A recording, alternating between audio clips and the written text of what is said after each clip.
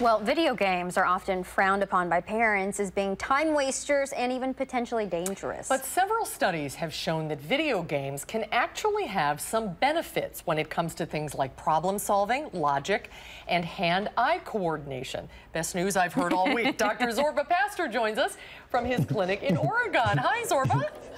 Hi, good to be here. Good to see you. This is actually good news for parents like me who have kids who play a lot of video games. Tell us what the research shows.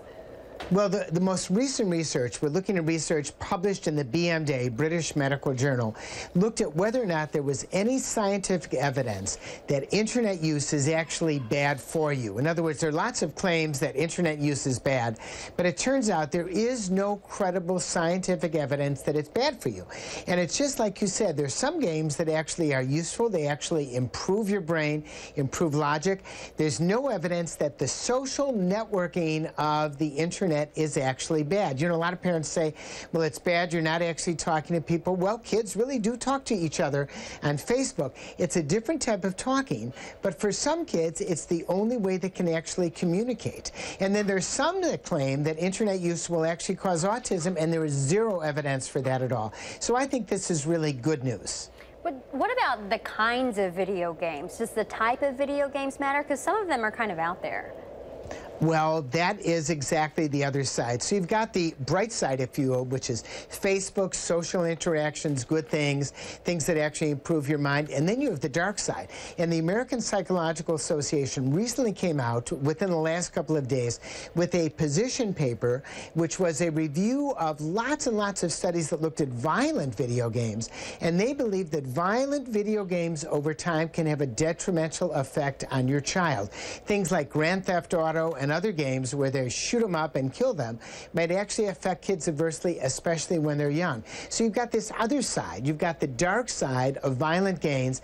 And frankly, if you're teaching your child violence, what are they going to learn? And so I think that's a very important issue. And I think that's really where parents have to interact with their children. What are your recommendations for parents? Because this is a complicated issue. You never know how much time is too much time and how young is too young. What do you tell them? Absolutely. Well, first of all, I think it's very important for kids to get outside and do things. Simply sitting in front of a computer is not good. So I think you've got to limit screen time. The second thing is, don't let the kids do it in their room all the time. Bring it in the middle of the living room, in the middle of the kitchen. Watch what they're doing. That will certainly help monitor some of those interactions. And then finally, limit the number of violent games that your kids actually engage in on the computer. You actually can just say no. You can tell them you don't want to have that in your house. You can actually do that. With our kids, we limit to the amount of commercial television.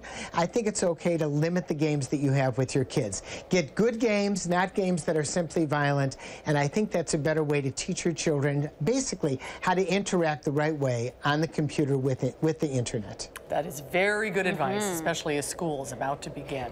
Absolutely. Thanks, so good to see you. Good to see you.